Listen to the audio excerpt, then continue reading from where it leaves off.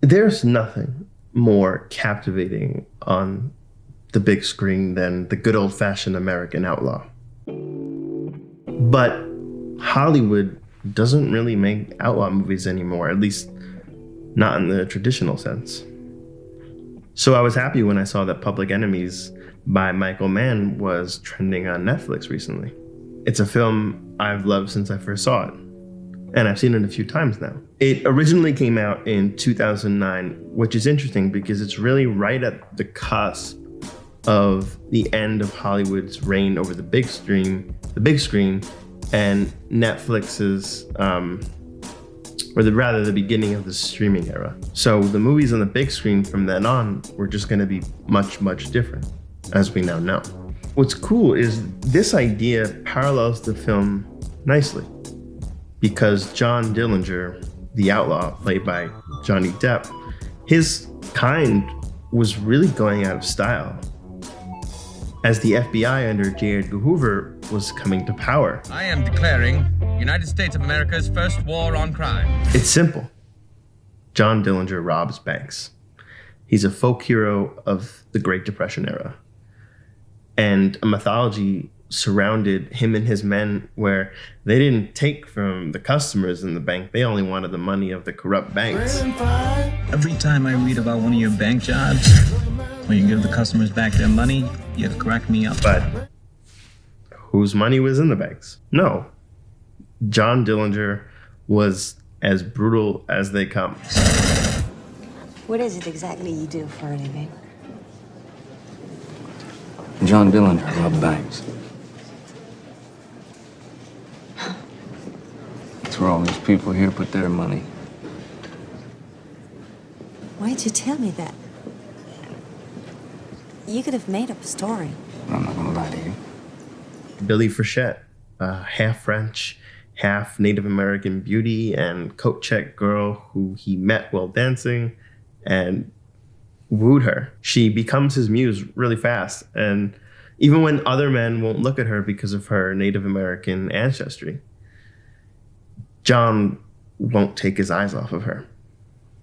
He validates her. He is charming as hell. Reporters love him. Jailers want to have their picture taken with him, even when he's known for busting out of their jails. Daddy, how long did it take you to go through a bank? About 1 minute, 40 seconds. Flat.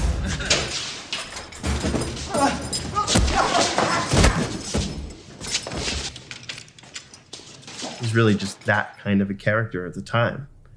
So it's really tough to imagine that kind of outlaw existing today. They wouldn't, because of the work of the FBI, who in retrospect were just too smart for Dillinger and his kind. The only way that you would leave a jail cell is when we take you out to execute you. Well, we'll see about that. Melvin Purvis, played here by Christian Bale, he was known as the killer of Pretty Boy Floyd, a contemporary, I guess you would say, of John Dillinger. And he's given the task of catching John Dillinger. And he's given it directly by J. Edgar Hoover, who himself is desperate to make a name for himself and really bring the FBI to prominence, which he did. And catching Dillinger is priority number one. But even with the pressure, no matter how close they got, Dillinger never let go. I mean, he really just kept pushing. He kept robbing banks, kept being crazy, frankly. And he was always playing the part of the gangster, the folk hero, loyal to a fault to his men and to Billy, which is important. You don't think past today or tomorrow. And eventually, it will catch you or kill you. And I don't want to be there when that happens. Who gave you a crystal ball? I don't need one. Ask Homer. Ask Homer what? And his goddamn joke, dead or dead.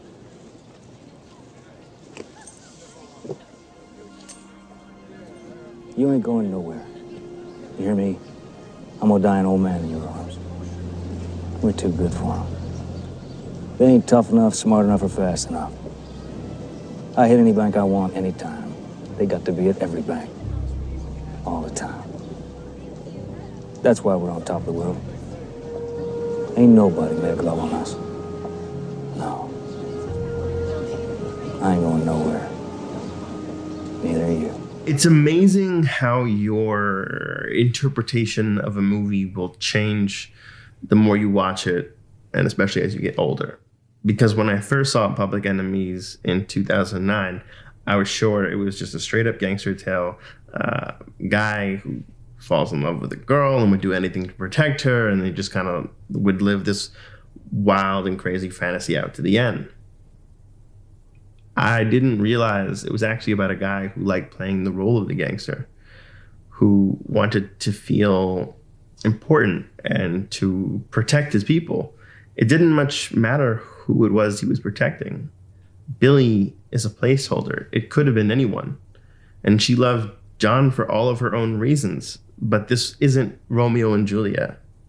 It's just the kind of life they wanted to live in an otherwise desolate and completely desperate time period in America. Remember, this is the Great Depression era. Michael Mann was an early adopter of digital technology, and his movies have the most amazing texture, which is not something you associate with digital, and actually is one of the biggest arguments against it, that it feels too stale without feeling. But not with him. I don't know if it's the grading or there were some moments where he uses different shutter speeds to give it a sort of feeling. But this style is just really unique to him, and it feels dreamy is the best way that I can describe it to you. I think he uses it in Public Enemies most prominently, but there's also, he uses it everywhere, but I think another great one is Collateral. And the performance Mann gets out of Johnny Depp and Christian Bale and Marion Cotillard, who plays Billy, they're really nuanced performances and atypical for the genre, because they're playing their characters, they're not playing gangsters and dames from other movies, if that makes sense. So it's worth its weight in gold just for that. I would also give a special shout out to Stephen Lang, who played, he was a hired gun by Purvis, and he was really the guy responsible for the dirty work when the G-men just couldn't do the job. And also Stephen Graham, who was absolutely bonkers as Babyface Nelson. I mean, just a riot and crazy. And he's done really other great work similar in like The Irishman and stuff.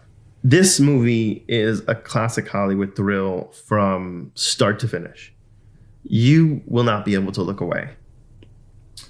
Mann doesn't waste time on getting into the character's history. I mean, the characters are who they are, and you believe them because they are, if that makes any sense. So it really allows you to get into the mix of the chase. It's a meticulously detailed and researched capturing of true events ad nauseum. One of the most famous aspects to the true story of Dillinger is the woman in red, who is like the woman who finally sold him out. But the movie will remind you that in actuality, it was an orange skirt and a white blouse. Is that annoying? Sure. Sometimes the fable is better. Print the fable. But it's accurate. The main obstacle here is desperation. Dillinger had avoided desperation until the FBI started coming for him. One rule I learned from Walter Dietrich: never work with people who are desperate. His goal is far from the American dream, but I think there's something uniquely American about his decisions here. That he is committed to living his outlaw life despite every obstacle. What we're doing won't last forever. We're having too good a time today. We ain't thinking about tomorrow. The kind of man who has the cojones to walk into the headquarters of the police and find like the FBI unit and start looking around at all like the photographs of him and his deceased friends from the search, trying to arrest him. And there's this awesome moment where he asks what the score of the ball game is to the very men trying to capture him, but they didn't know who he was. They didn't have camera phones back then. He's the kind of man who would protect Billy, not despite her heritage, but for it. And the kind of man who would watch the gangster movie, Manhattan Melodrama, and see how it ends and know the horror of it, but do it himself anyway. And he would even smile while watching it. It was really the only time he smiled in the film. He's an outlaw, tried and true. So in order to catch him, the FBI was going to have to break their own rules and get their hands dirty. The Great Train Robbery is one of the first movies ever made. Well, it wasn't one of the first movies ever made. It was the first movie that really showed movies could be like a story and edited together. Before that, it was mostly what was called Nickelodeons, where we're like really mise en scene, which is like one shot and some action. And that movie was just about a bunch of guys who robbed a train. They were outlaws at the very beginning of cinema. It's always been a part of us. We are who we are.